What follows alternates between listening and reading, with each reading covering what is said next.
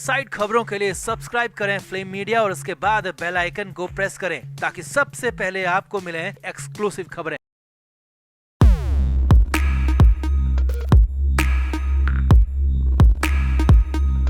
संजय राउत का केस अब पूरी तरह से राउत के खेमे से, राउत के हाथों से निकल चुका है। राउत की लीगल टीम एड़ी चोटी का जोर लगा चुकी है, मगर फिर भी संजय राउत को किसी भी तरह की राहत दिलाने में लगातार नाकाम साबित हो रही है। और इसी का गुस्सा, इसी की भड़ास, इसी की खींच राउत के वकील की जुबान पर भी साफ साफ नजर आई।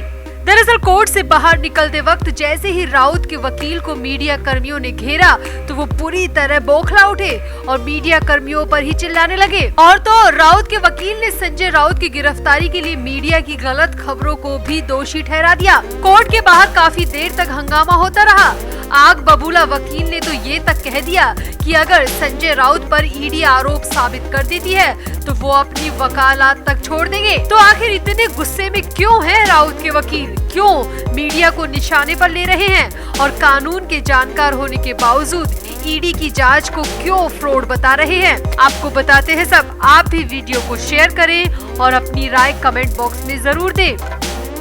तो आगे बढ़ने से पहले आपको बता दें कि हमारे व्लॉग चैनल नीतू की पलटन का लेटेस्ट व्लॉग रिलीज हो चुका है, जिसका लिंक डिस्क्रिप्शन में है। आप भी जल्दी से व्लॉग देखें, लाइक, शेयर और सब्सक्राइब भी करें।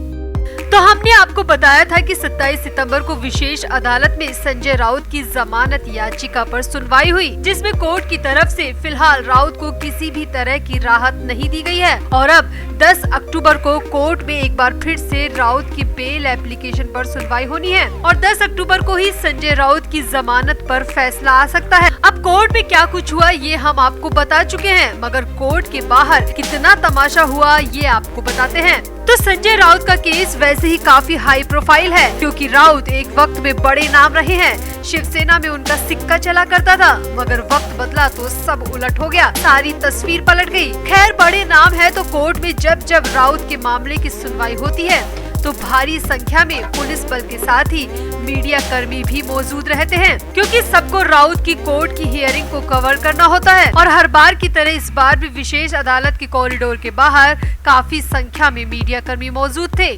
सामने आया है कि जब संजय राउत को फिर से जेल ले जाया गया तो उसके बाद संजय राउत के वकील को मीडिया के सामने कोर्ट के अंदर क्या कुछ हुआ इसे लेकर ब्रीफ करना था, यानी कि संक्षेप में बताना था कि कोर्ट में क्या कुछ हुआ। मगर खबरों की माने तो संजय राउत के वकील मीडिया से मुखातिब हुए बिना ही अपनी गाड़ी में बैठने लगे और जाने की तैयारी में थे। मगर मीडिया वाले भी सूंघ कर खबर का पता लगा लेते हैं, लिहाजा मीडिया कर्मी तुरंत राउत के वकील की कार के पास जमा हो गए और राउत के वकील से पूछा कि आखिर कोर्ट में क्या कुछ हुआ। इस पर पहले तो वकील ने सिर्फ इतना ही कहा कि 10 अक्टूबर को सुनवाई होगी, आज कोई फैसला नहीं आया। मगर जैसे ही मीडिया कर्मियों ने क्रॉस क्वेश्चन करना शुरू किया तो वकील साहब का पारा हाई हो गया और वो बुरी तरह बिदक गए और कहने लगे कि तुम लोगों की ऐसी मनगढ़ंत बातों के चक्कर में आज संजय राउत जेल में है। तुम लोग गलत खबरें चलाते हो और जांच एजेंसियां भी बिना सिर पैर के अपनी जांच करती है और किसी को भी गिरफ्तार करके जेल में डाल देती है।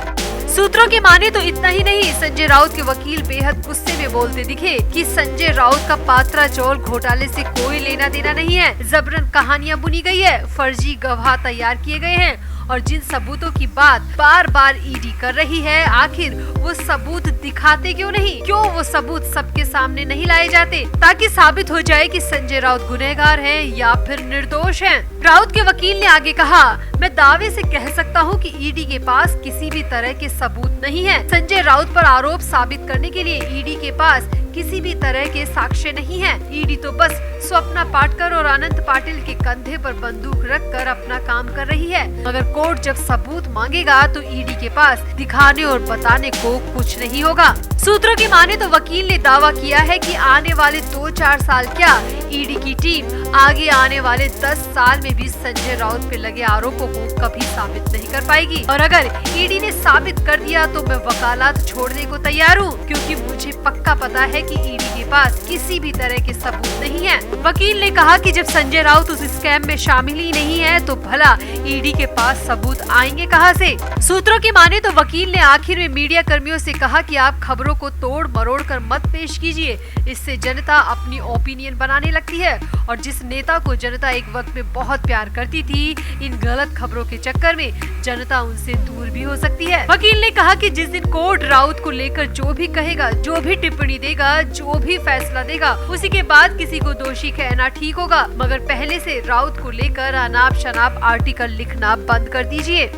अब राउत के वकील बड़े दावे से कह रहे हैं कि ईडी के पास किसी भी तरह के सबूत नहीं है, वो तो अपनी वकालत तक छोड़ने का दावा कर रहे हैं। तो आपको क्या लगता है, क्या ये वकील की खींच है क्योंकि कोर्ट राउत को किसी भी तरह की राहत नहीं दे रही, या कहीं ऐसा तो नहीं कि संजय राउत पर जो आरोप लगे हैं वो वाकई में बेबुनियाद हैं? वकील की इन बातों से आप कितना सहमत है? आप भी अपनी राय कमेंट बॉक्स में जरूर दें और वीडियो को भी शेयर करें। तो आगे बढ़ने से पहले आपको बता दें कि हमारे व्लॉग चैनल नीतू की पलटन का लेटेस्ट व्लॉग रिलीज हो चुका है, जिसका लिंक डिस्क्रिप्शन में है। आप भी जल्दी से व्लॉग देखें, लाइक, शेयर और सब्सक्राइब भी करें।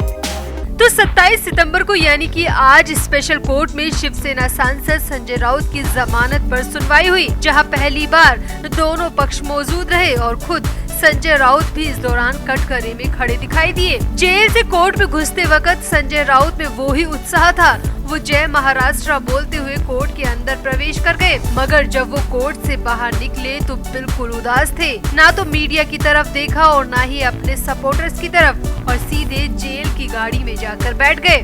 वहीं दूसरी तरफ राउत के वकील कोर्ट से मिली निराशा से उखड़ गए और कोर्ट से बाहर आकर स्वप्ना पाटकर पर अपनी भड़ास भी निकाल दी।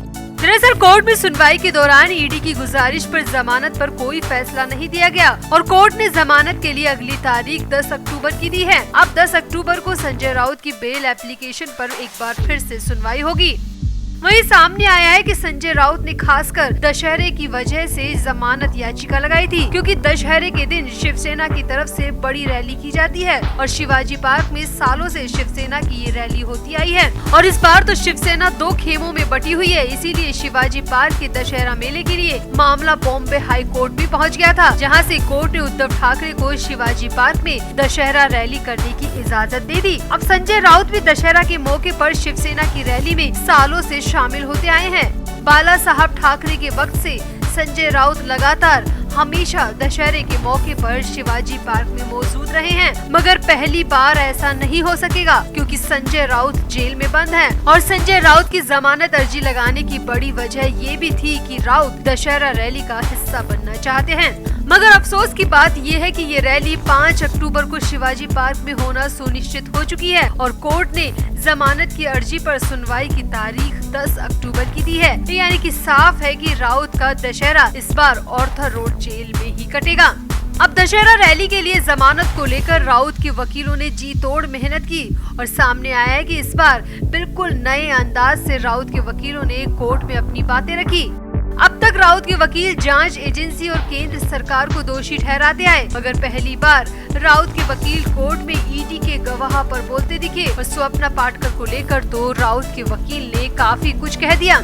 राउत के वकील अशोक मुंद्रगी ने कहा कि स्वप्ना पाटकर ने हमेशा अपने बयान बदले हैं। वो कभी कहती है कि उन्हें कुछ नहीं मालूम, कभी वो सब कुछ पता होने का दावा करती है, कभी अपने पति की मिली भगत बताती है। उनके बयान विश्वास करने योग्य नहीं है। राउत के वकील ने कोर्ट में कहा कि मेरी गुजारिश है कि सिर्फ स्वप्ना पाटकर के बयान के आधार पर किसी को जेल में इतने वक्त तक रखना सरासर नाइंसाफी है। वकील अशोक मुंद्रगी ने आगे कहा, एक दूसरे के साथ पैसे का आदान प्रदान करना अपराध नहीं है। जांच एजेंसी इस बात का कोई सबूत नहीं दे पाई कि संजय राउत के कारण गुरु आशीष कंपनी को पात्राचौल परियोजना में बड़ा फायदा हुआ था। वकील ने कहा कि स्वप्ना पाटकर और वर्षा राउत ने अलीबाग में जमीन ली। स्वप्ना पाटकर से समय समय पर इस बारे में पूछताछ होती रही है और वो हर बार अलग बयान देती है। पहली बार में स्वप्ना ने कहा था कि उन्हें कुछ नहीं पता, दूसरे बयान में वो बोली थी कि वो सब जानती है और तीसरे बयान में उन्होंने कहा था कि मेरे पति ने जमीन खरीदी है। वकील ने आरोप लगाया कि स्वप्ना सिर्फ ईडी के इशारे पर बोल रही है और वो जो भी बोल रही है उसके पास साबित करने के लिए कोई सबूत नहीं है।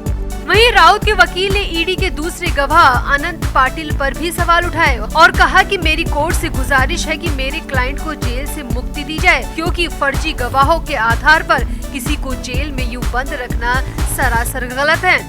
वहीं राउत के वकील की दलीलों से ईडी बेहद कंफ्यूज दिखी, क्योंकि राउत के वकील ने जमानत का जिक्र करने के बजाय स्वप्ना पाटकर का जिक्र ज्यादा किया, जिस पर ईडी ने कोर्ट से गुजारिश की कि अभी हम अपना पक्ष रखने के लिए समय चाहते हैं, इसीलिए जमानत याचिका पर अगली तारीख दे दी जाए। अब कोर्ट ने भी ईडी की बात को एक झटके में मान लिया और सुनवाई की अगली तारीख 10 अक्टूबर की दी है। तो कुल मिलाकर कोर्ट की तरफ से एक बार फिर से संजय राउत को खाली हाथ लौटना पड़ा है। राउत को राहत नहीं मिली है। तो राउत की इस हालत पर आपका क्या कहना है? राउत के वकील की दलील पर आपकी क्या राय है? आप भी कमेंट बॉक्स में जरूर बताएं और वीडियो को भी शेयर करें।